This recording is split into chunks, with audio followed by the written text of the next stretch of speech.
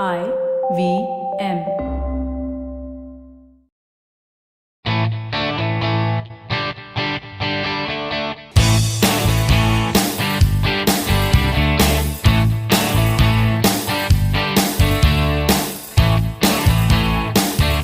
Hello and welcome to a brand new episode of the Musafir Stories, India's very own travel podcast, where each week we share the journey of travelers in their own words and relive their experiences with you, our listeners.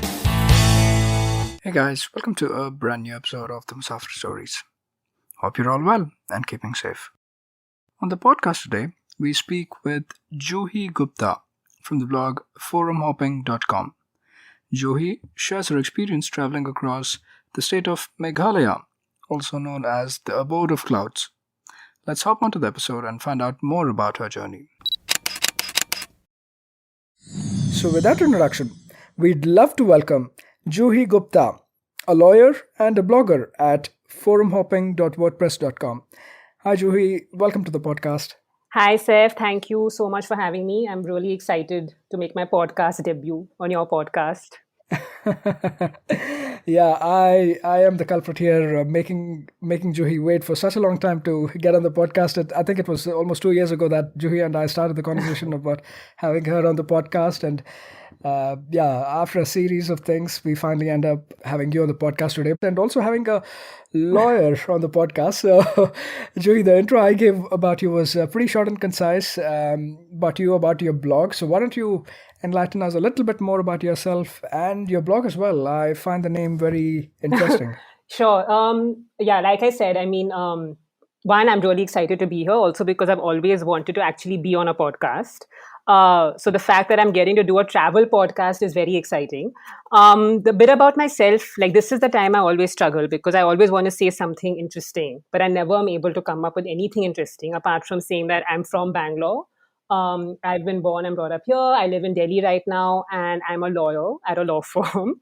I think I don't want to elaborate more about that because it's frankly a bit boring.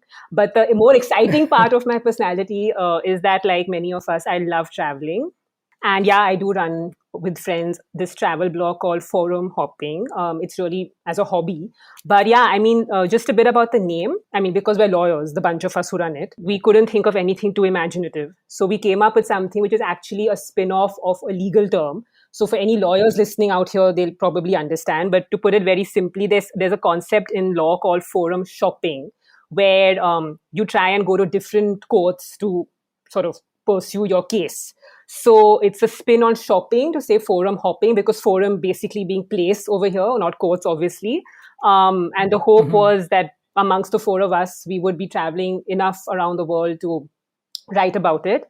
But like I said, it's a hobby. So Saif, if you've seen the blog, it's not like we're regularly churning out content, but we would like to believe that when we write about something, it's with a lot of passion and really, conveying our experience with the mix of practical tips. So the travel part of my personality is something I really like, which is why I'm really enjoying coming on a travel podcast. That's pretty much about me. No, thank you. Thank you for shedding some light on the name and the wordplay with forum shopping and forum hopping. And yeah, you guys are definitely going places, right? Maybe not in the legal parlance, but you are going places. So I'm glad that we have you on the podcast. And very interesting blog as well. We'll link it in the show notes so that our listeners can check it out. And tell us about where you're taking us to today, Juhi. Yeah, so today I want to take all of you to Meghalaya, which we have blogged about earlier this year. So this is a trip I did actually last year in October with this travel company called Chalo Hoppo.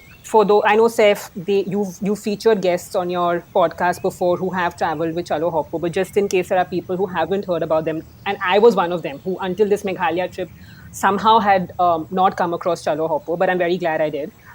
They are basically a travel company that specializes in travel in Northeast. And they do group trips, they do customized trips. So I went with them on what they call their Kasi and Jaintia Hills chapter, which is a group trip in the first week of October.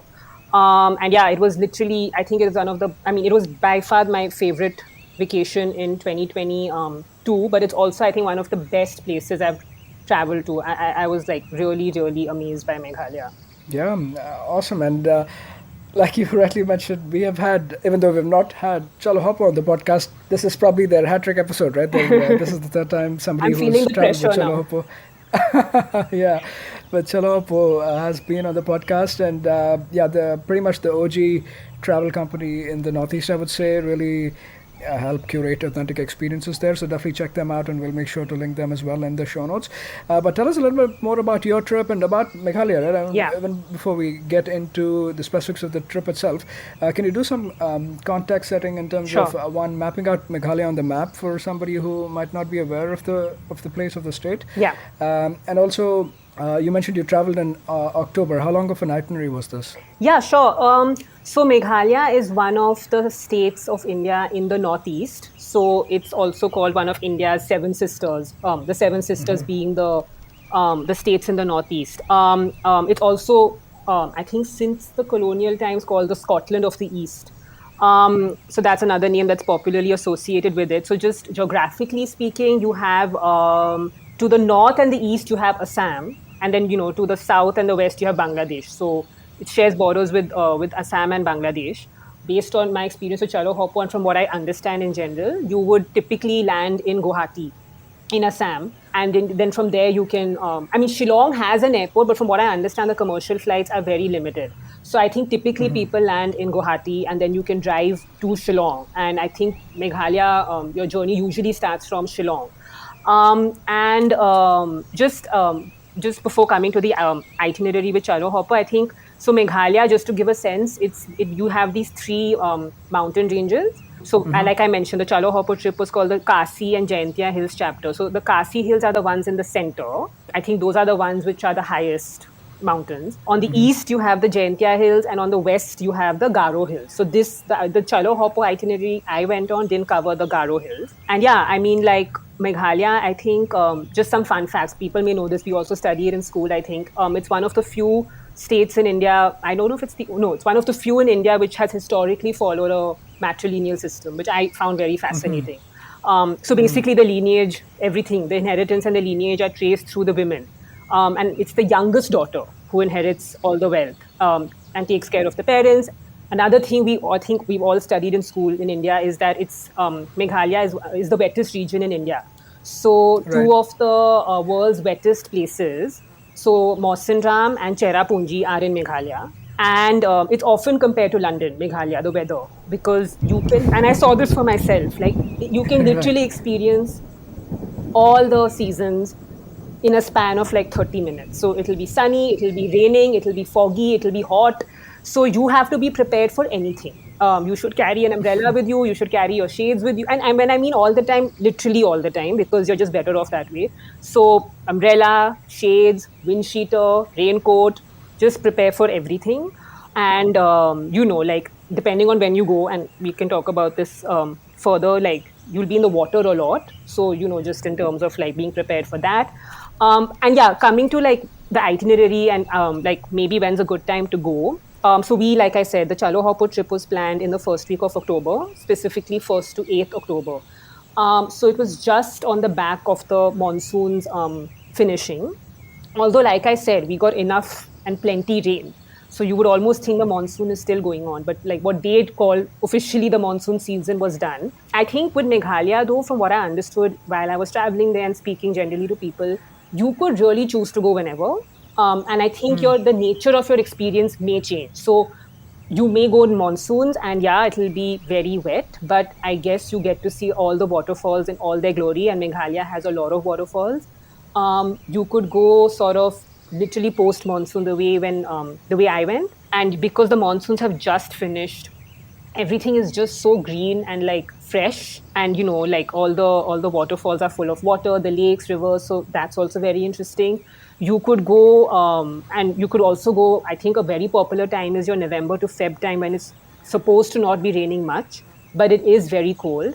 But then things like caving and all happen in those months because it's not raining that much, and Meghalaya has many caves.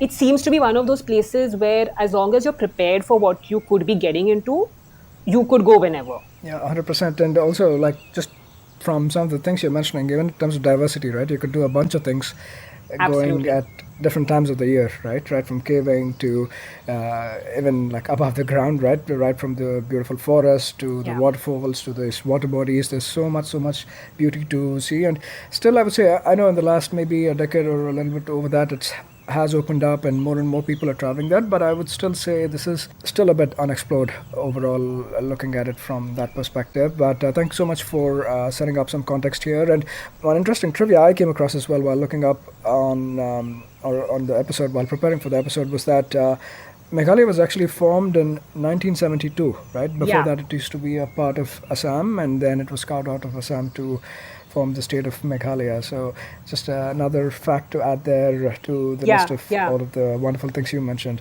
So, cool. Let's dive into the specifics of your itinerary, and already from the things you've been saying, it has me excited. I know we did one other episode on the caves in Meghalaya, and that turned out to be a very interesting and a very different type of episode. So this time I'm looking to explore a lot more of the natural beauty, especially when it's with Chalo Hopo and you, it's even more exciting. So yeah, why don't you take us with you and walk us through the overall itinerary where you started, and just maybe we could pick it up place by place and talk through your experience. Yeah, absolutely. And I think just one overall thing, just picking up on what you said, I think for me, really what stood out in Meghalaya was the natural beauty. Like I had moments repeatedly where I was just like, wow, what am I seeing? And, it's just pure, unfiltered, natural beauty. Like it almost seems like, those desktop wallpapers, and you're just seeing it in front of you. And I had so many moments where I would like get out of the, what do you call it, the traveler we were sort of using the whole time, and you're like wow, where am I? Like the color of the sky, the color of the water, the green of the vegetation, it was, yeah, like I really was spellbound so many times. But just, yeah, sorry, starting with the I tend to digress with Meghalaya because the beauty just really No. astounded me. But yeah, Yeah. starting with the itinerary, so like I said, we all landed in Guwahati, and from there, sort of, we were in Chalo Hopo's hands. And just to give some context for those who want to just know more about Chalo Hopo in this context, the group was just like 7 of us. So it was a very good size. So we started from Guwahati, and the plan is to basically on day one, make your way to Shillong. You stop for lunch or whatever. But on the way, we stopped at the first stop was this place called Umiam or Umiam Lake. It's this huge, really huge man-made reservoir. Actually, they call it a lake, but it's a man-made reservoir, and it's like very, very picturesque, like anything else in Meghalaya. It's nestled between these hills, and I think it's locally known as the dam state because there is a dam there. So you're damming the Umayam River, basically. Right. And it's nestled between the hills. And yeah, I mean, you could do boating and stuff there if you want to.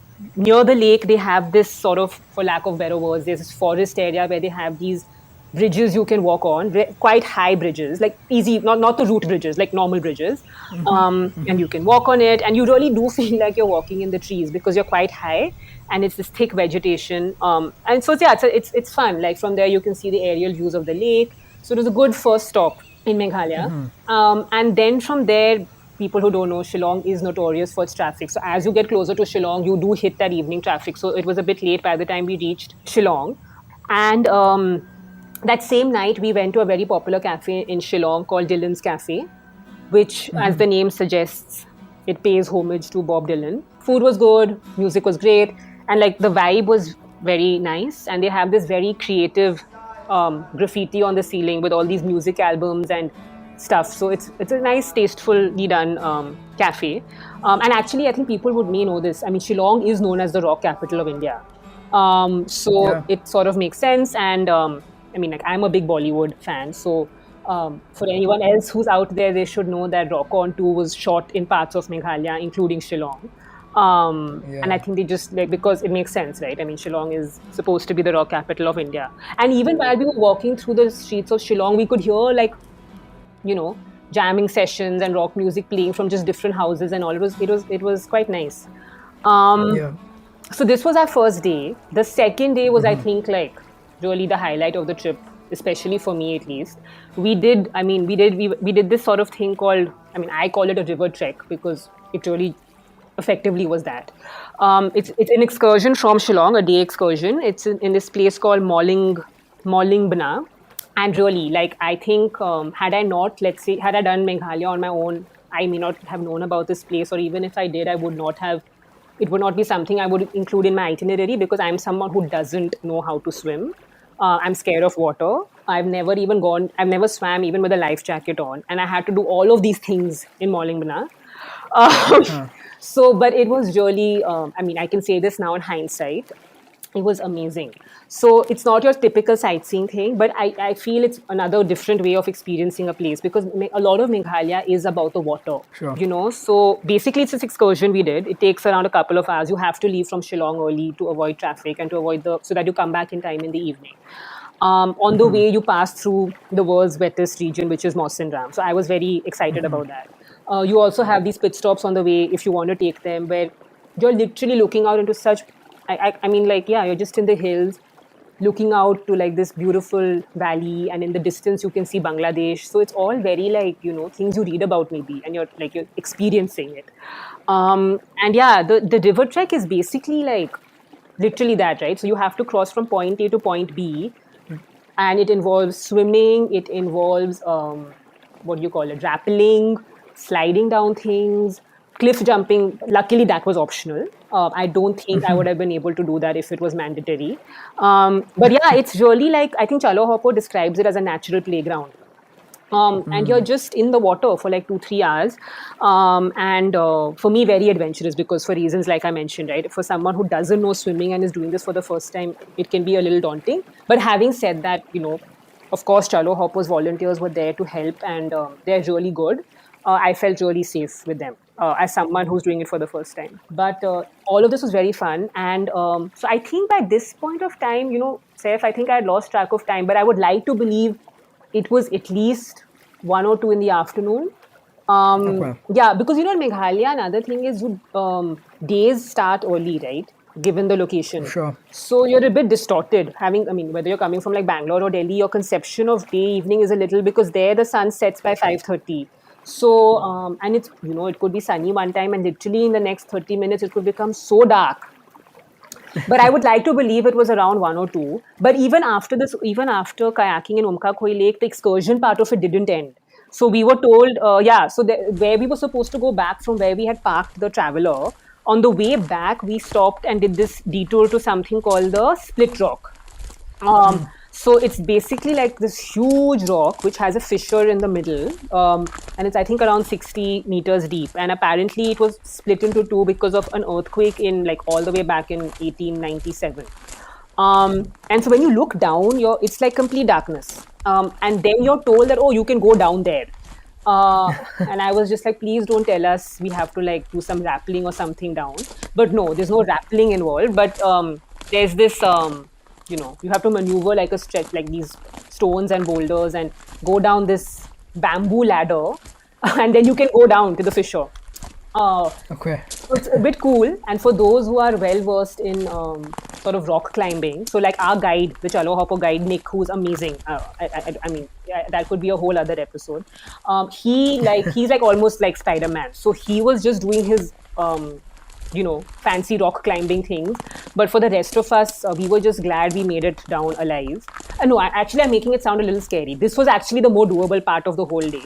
But yeah, it's a fun. You're there, you're down in the fissure, do whatever you can, I guess, hang around and then make your way back up. So, and then finally, we got back to the place where we had parked our traveler and where we sat down for what I want to say a very well-deserved lunch, and we ate a lot.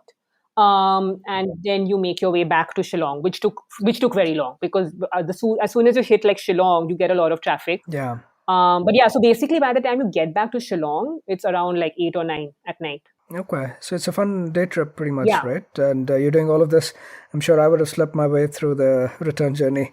I think all of us were high on adrenaline by then, so we didn't sleep. But yeah, by night you're just like, okay, I'm ready to pass out. Yeah.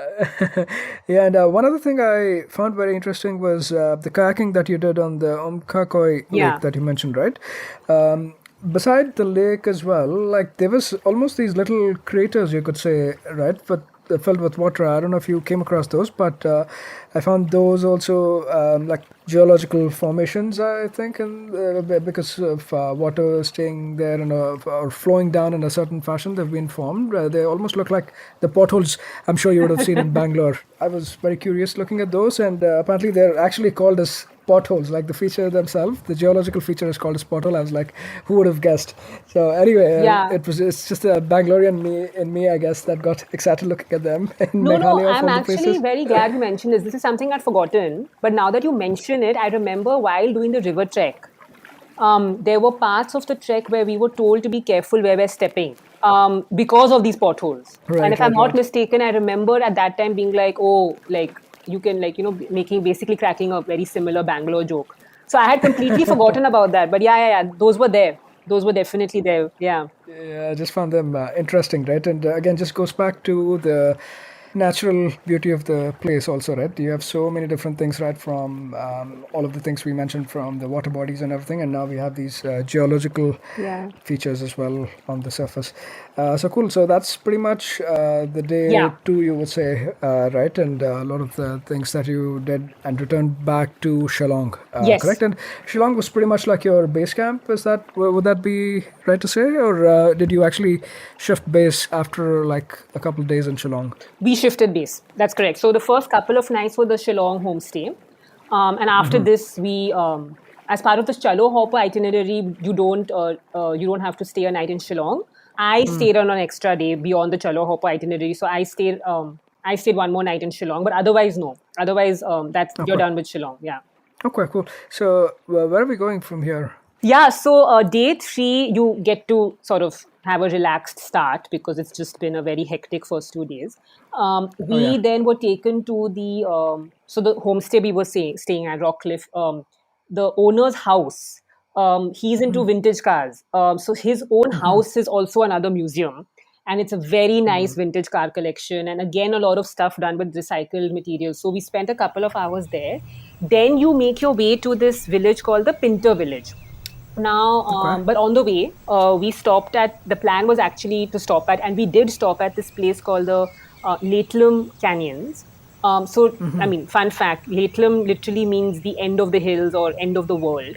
And it's actually that. But whatever I'm describing to you, Seth, is from pictures because our luck was that by the time we reached, I think it was noon, and it was very foggy. So it was a very clear morning in Shillong at least, but obviously you're going up a certain elevation to the Lakelam Canyon because basically it's like you're literally at the end of the hills and you're looking down this sort of canyon, and we didn't see anything. Literally, as soon as we parked our traveler in the car park, it started raining in true Meghalaya style. The clouds came together, it became very dark, and yeah, we didn't see anything. But the pictures, it looks gorgeous. I believe Rock On 2 was shot here as well. So, again, if anyone has seen the movie, I haven't. But if anyone has seen the movie, maybe they can spot the place. But it had its own charm, you know.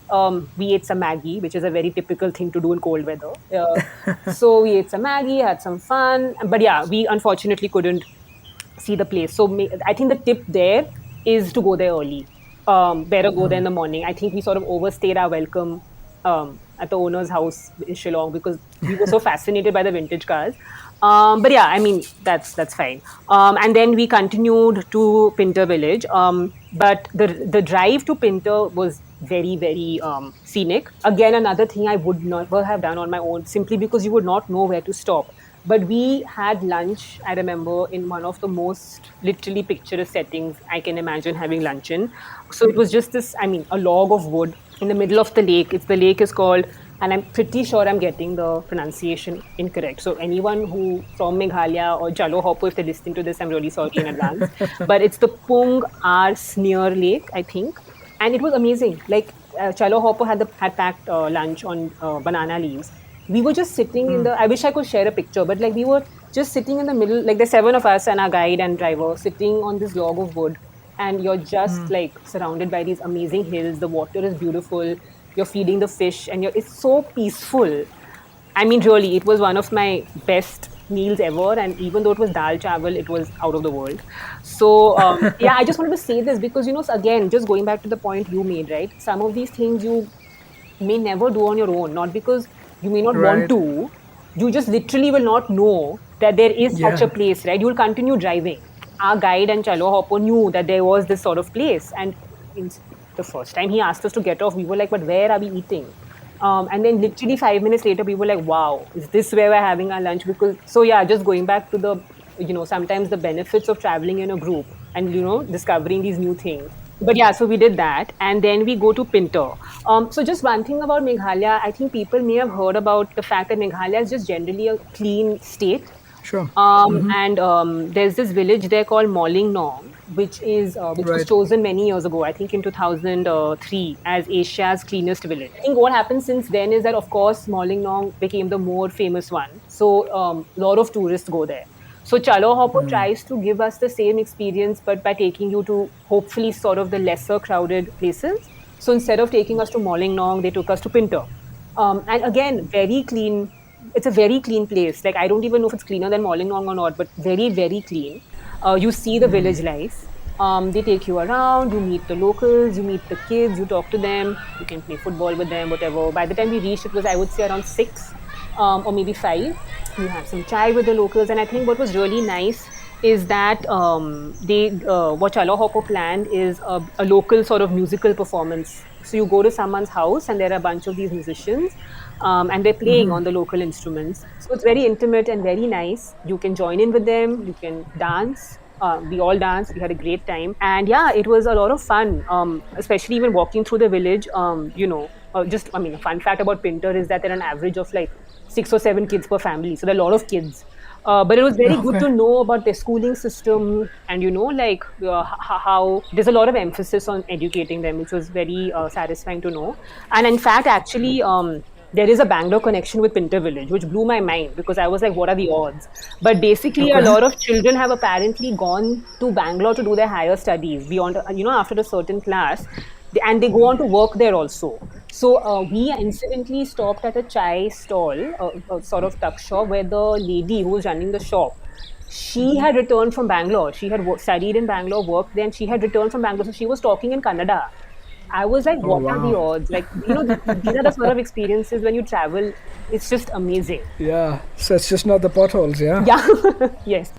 Yeah, not just the potholes. So, I was talking to her about Bangalore and I got very excited, of course, because I'm like, wow. Yeah. So yeah, it was a lot of fun. The musical performance was a lot of fun. And after spending some time there, we went to our accommodation for that night, which is a sort of this guest lodge.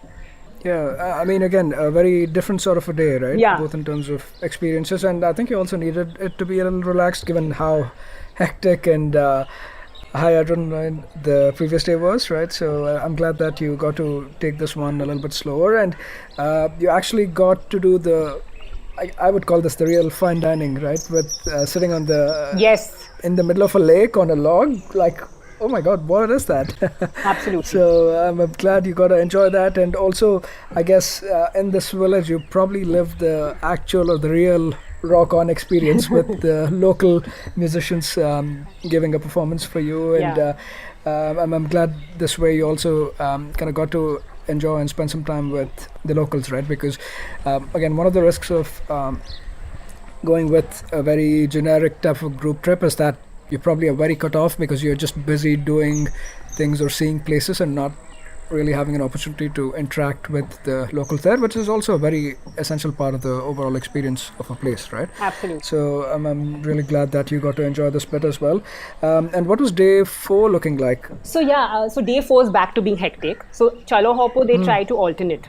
They try to give you one relaxed day or whatever their version of relaxed is. I'm just joking. It is relaxed. And then you have a very sort of adventure-driven day. So day 4 is back to being adventurous. So we go to this place called Shillong. And actually, I think more people are familiar with Doki. And Shillong is just close to Doki. But again, Doki is the more touristy one, right? But just to give some idea of where we are geographically, you are now basically heading to Umnot River. And that's very close to the India-Bangladesh border. In fact, my iPhone weirdly picked up Bangladesh time even though we were still on India. So I was getting everything wrong by half an hour. And then we finally figured out why. But yeah, you go to Phnom Penh and I think a lot of people think of the river as Doki River. That's how it's become famous. But actually, the river's name is Umnot River. And Doki is one of the villages. We went to Schnoppering. And yeah, actually, this is the river. I don't know whether your listeners would know. It went viral a couple of years ago, I think in November or something. There was this one picture of Doki River. I don't know whether you saw it because it's called the Crystal River. Now, essentially, if it doesn't rain, like if it's on clear days, so typically I think in the November to February season, or even any other season, if it's not rain, the water is so clean and transparent that you can see right to the bottom of the riverbed. So it's called the Crystal River. Now, unfortunately for us, it had poured the previous night. So there was no chance we were going to see this. But I have a friend who went, I think, to Meghalaya in November, like a few years ago. And he said, yeah, I could see right to the bottom. And there's a reason it's called the Crystal River. So I remember this image that had gone viral a couple of years ago. It was literally like you think the boats are floating on air because the water is so transparent, right? So this is that river for people who, just to give some context, because people may have seen the image, but so this is that same river, and it's actually, I think, known as one of India's cleanest rivers. But basically what you're doing there is you sort of have the day, like at least half a day to yourself.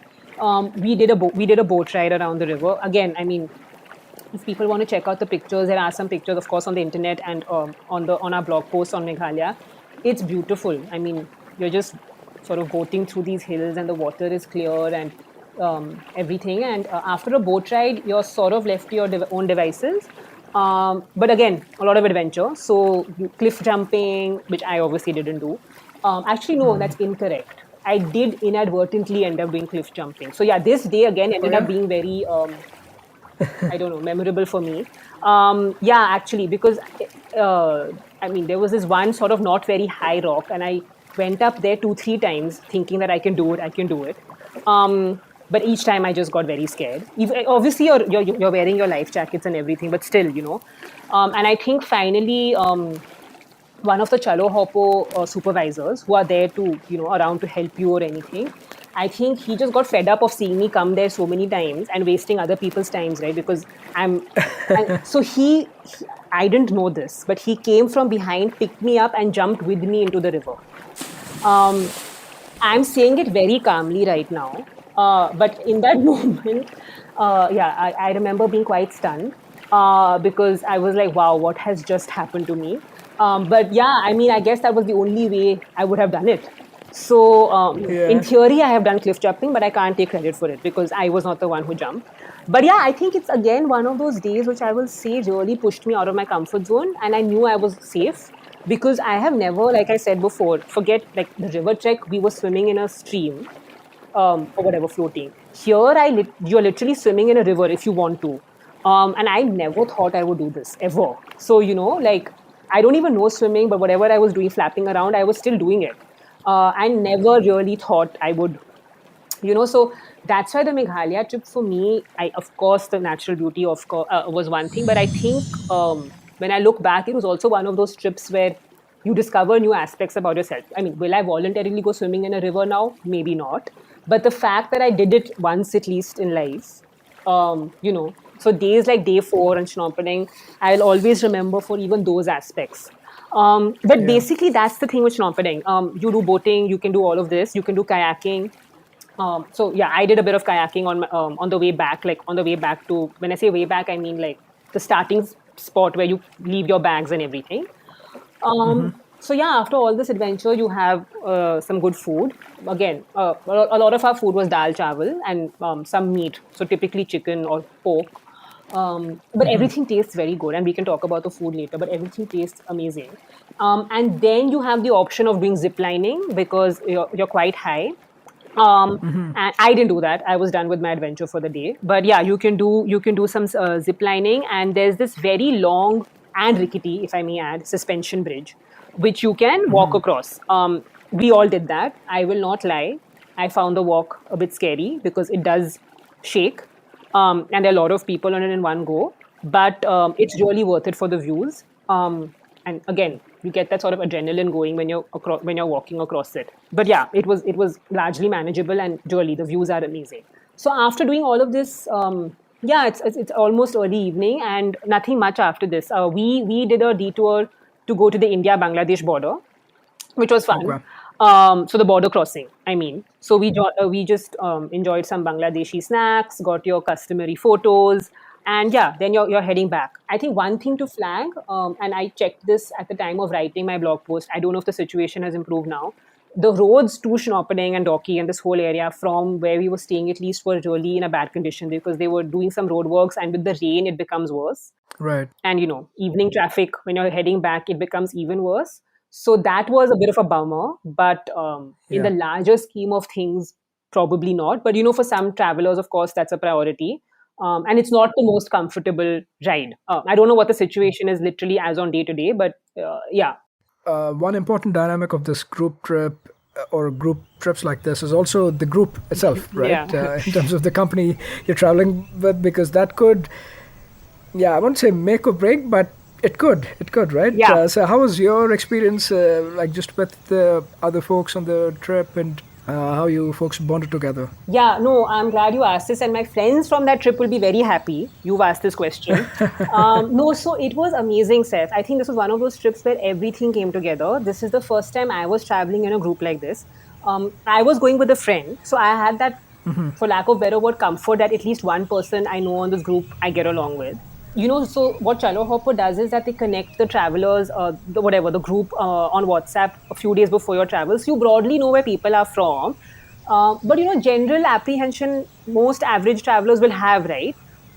But it was amazing. I think on day one itself. So I think by the time we did the what I'm calling the forest walk in Umiam Lake, I think we were just already bonding, the bunch of us. So we were 7.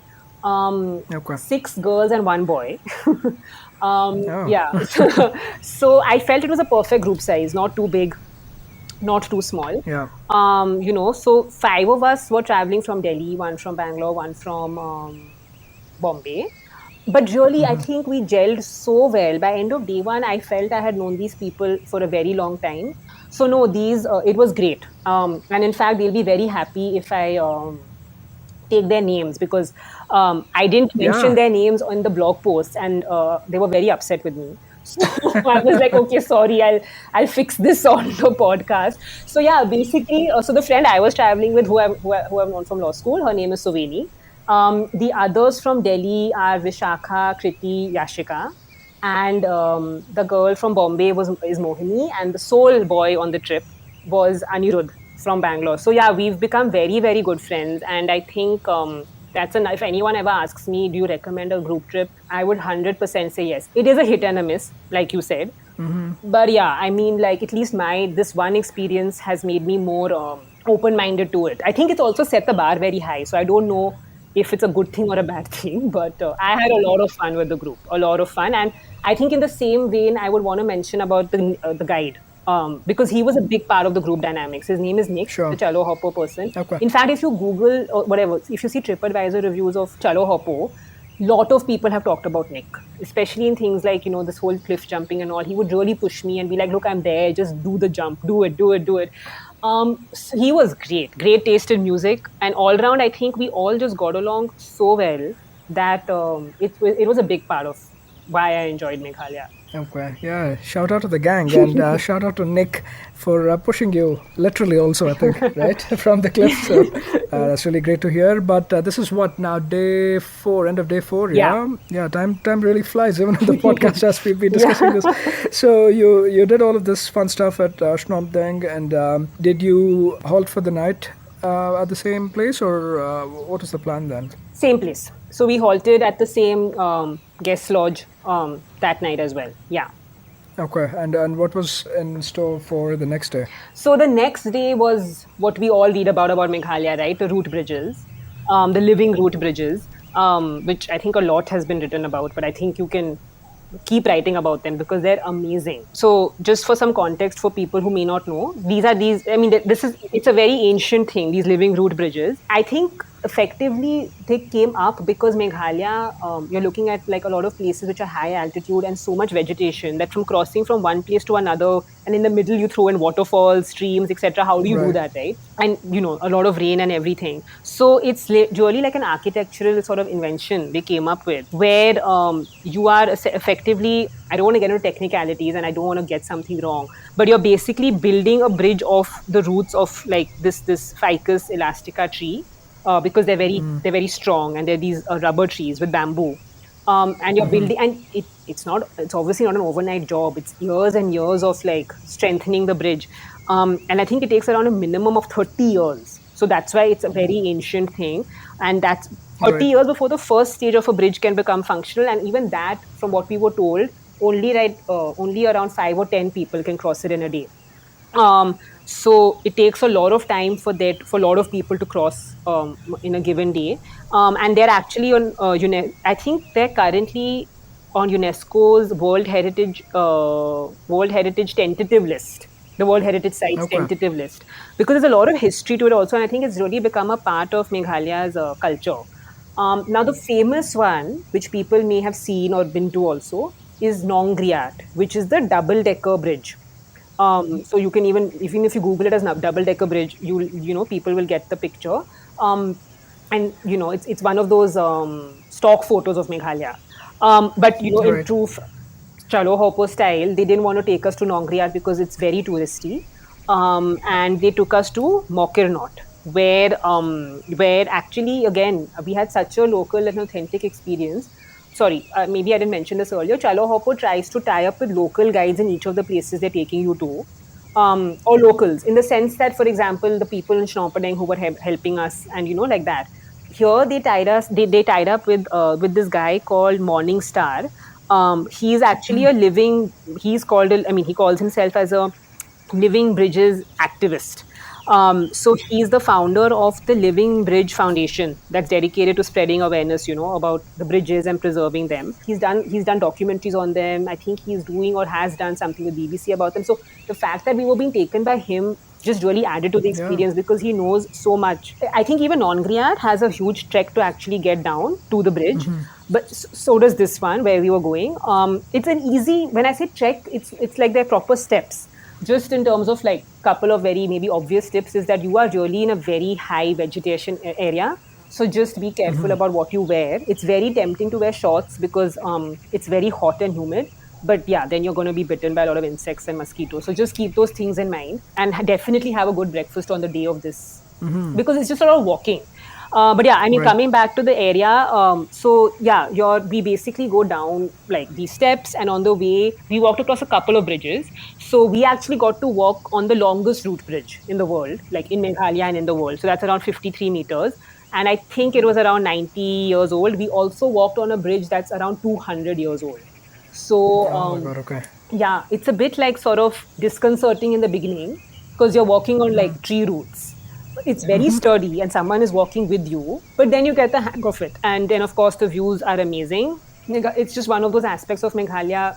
You have to just experience it. You can read up a lot about it, but unless you experience it, it's really not the same. No, I mean, this is definitely one of those things where you can say only in Meghalaya, right? And I smiled a little bit at the beginning when you mentioned, I think it was at the Umiam Lake or wherever, where you said, not the root bridge, just the regular bridge. Yeah. We walked on that. I was like, yeah, in Meghalaya, you have to clarify. And yeah, this is really almost like a architectural slash natural or whatever. Yeah. Such a marvelous feat, right? Yeah. And imagine having thought about this and having just the locals also being enterprising enough to actually think about this and build this and also preserve this, right? That's another thing Yeah. that they haven't really just done it as a one-time thing and then left it like either through overuse or whatever, like just destroyed it. Yeah. That's another thing. Yeah. But what is this, like a half-day thing, you think, or how much time does this take? Yeah, I remember leaving at a reasonable hour from that guest lodge. And yeah, half day thing. Like I think we were done by early afternoon. And then we were rewarded by an amazing lunch at a local's house. And that's again thanks to Morningstar. He had some connection, some relative of his. I hope we didn't intrude, but they were very welcoming. And we had lunch with them.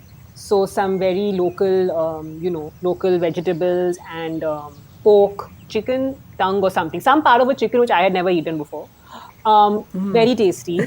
Some nice tea, and again, just mingling with the locals, experiencing that sort of very local way of living, and seeing how they how they make their food and all of that. I think this would be around by 3 we're sort of done, and then we made our way onwards to our next stop, which was basically Cherrapunji, which locally is actually known as Sohra. Okay. Yeah, very interesting. I think we had a guest previously as well. They mentioned that the name change or whatever the corruption, let's say corruption of the name, right? Sohra was the original name, and I think during the time of the British, Yes. it went from Sohra to Sahara to Chera to Cherrapunji or whatever it's known as today. So that was an interesting story as well. And is it far enough for you to actually reach there by evening and then explore it the next day, or was this the same day thing? No, typically next day, because by that again, essentially because the sun has set, Sure. right, by the time you've Uh-huh. reached. So no, I think that for the rest of the evening, we just checked into our accommodation, which was which was like, you could call it a not a homestay, but like a lodge, Okay. and we basically had dinner, and yeah, you're just left to yourselves then. Okay, cool. So next day we're pretty much looking at exploring Cherrapunji then, right? Yes, what Chalo Hopo did is that there's quite a bit to do in Sora because there are a lot of waterfalls and all. So we sort of amongst us as a group landed on what we, and I don't, because we had effectively one day. It's not possible to see everything, so we landed on what all we would want to do. What we did is that we went to a waterfall called Wei Sodong, which is this 3-tiered waterfall. Again, one of those stock photos of Meghalaya. You definitely have Yeah. seen it. But it's like basically this 3-tiered waterfall with like this amazingly colored pool right at the bottom. And there's an easy way to get to it. Again, a lot of steps involved because of it's not a very high waterfall.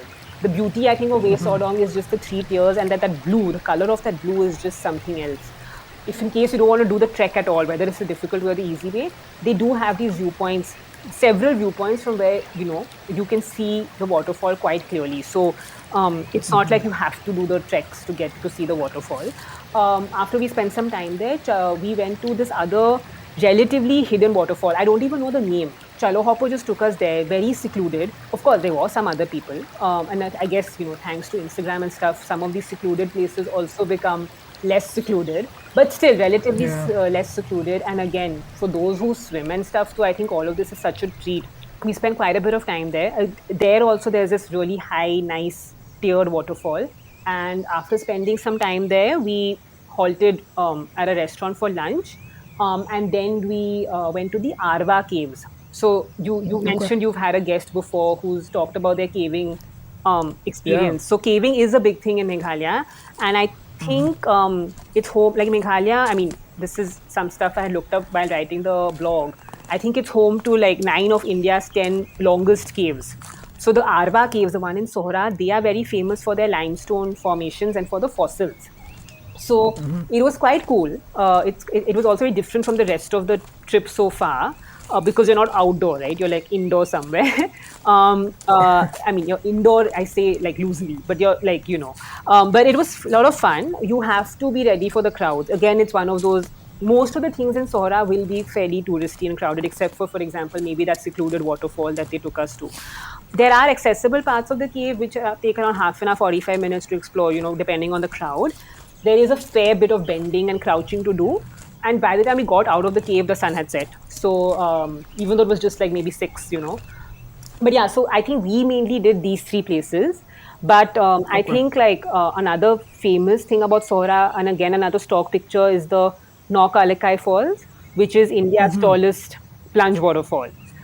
We really wanted to go there. We knew it's touristy, but yeah, I guess time didn't permit us to go. And by evening, because the sun has set and it's foggy, this and that, you have to go there in the morning generally. But yeah, that's another very popular place in Sohra to go to. Okay, yeah, wonderful. Really, I think the caving experience also kind of adds to the diversity of all of the different things you got to do, right? Yeah. It's been like a lot of adventure also, even though you're saying you're not too keen on doing a bunch of things, but you have clearly done a lot of them. And we'll definitely link to the other episode we did on the caving experience too. This was a very different experience in that the guest we had he and his friend. They wanted to do something offbeat, and they went into a cave that is not very commercial and common and touristy, and it was just the two of them Oh, basically, wow. and they end up getting lost there, and pretty much spending the whole day within the caves until they could make it out by themselves. So it was an interesting experience. We'll link it for those of you who are interested. But overall, it's been like a very, very exciting journey, and you've beautifully shared a lot of these wonderful places, and we're probably just scratching on the surface right now, right?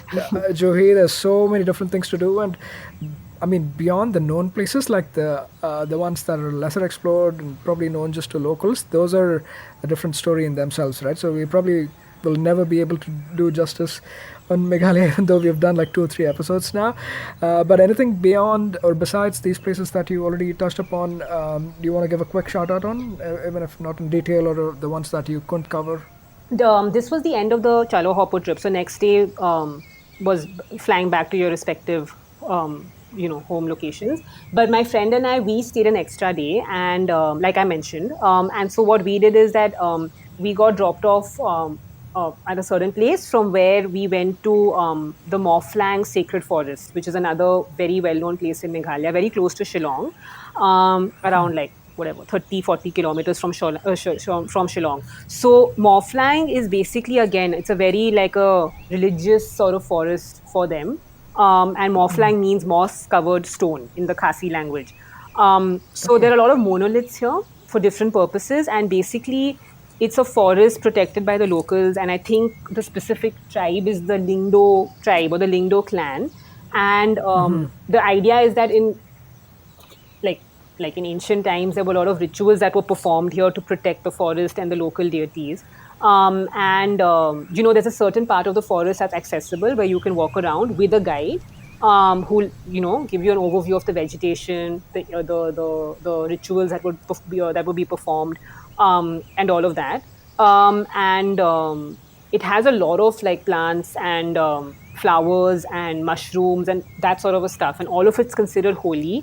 And the whole idea is that the big thing about Morphlang is that the belief that if you're not supposed to take anything from the forest. So if you pluck a flower, a petal, or anything, for lack of better words, you will be cursed. So they share those folklore with you, and it's a very interesting experience, very beautiful. And even the tree, the Rudraksh tree, which is considered holy by the Hindus, that can also be found in a lot of great numbers here. So that was a very interesting experience. And another thing I would mention, which we didn't do, which I may want to do someday, is the David Scott Trail. I don't know if you've heard of it, but it's this trail from the colonial times. David Scott, I think, he was a British administrator. So Right. it's a trail that actually starts from, I think, very close to Morphlang.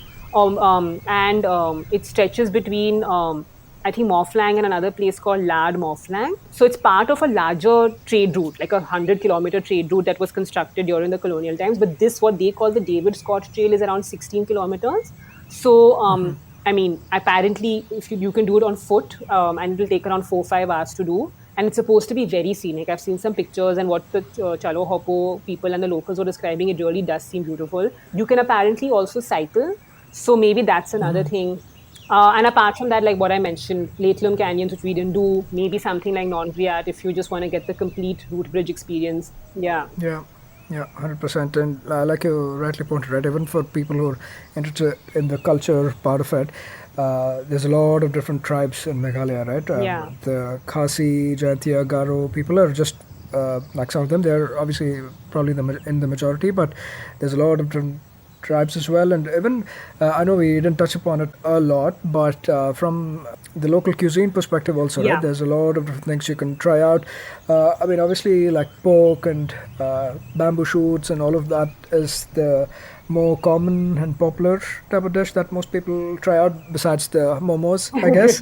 Yeah, great momos. But yeah, and things like the local root beers, right? Yes. Like every region, every tribe probably has their own version of that. I believe the one here, the popular one here at least, is called the Kyat, Kyat. Correct. So that's something as well. Even from a local foods perspective, there were so many different ones. Very interesting, like Pomaloy, probably butchering a lot of the names, but rice-based dish. Jado, Yes. another popular street food. Yeah, probably something you might have come across or heard. Yeah. And then Puklane, which is a sweet dish made of rice and jaggery. So yeah, a lot of different things. Like even if you're a foodie or a person who appreciates culture, there's definitely stuff for you. And I don't know. I don't even want to start listing out the waterfalls that one can or cannot do, because so many of them will just be nameless and still be as beautiful as the popular, the ones that make it to the stock photos, right? So Yeah. a lot of interesting things definitely to do. I'm glad that you had a wonderful experience doing this with Shallow Hopo. And for somebody who wants to reach out to you to chat more about this or your other travels, what's the best way to do so? Juhi, please share your blog as well as your socials. The blog is forumhopping.wordpress.com, like you mentioned. I personally am not on social media, but the blog for sure is. So the handle on Instagram is @forumhopping. If you just DM us there, I'll be more than happy to then connect offline, and whether it's about Meghalaya or any of the other travels, and share any details or anything else that I can. Yeah, no problem. For hopping definitely is on social Yes. media, like you said, and we'll make sure to add the socials in the show notes of the description of the episode.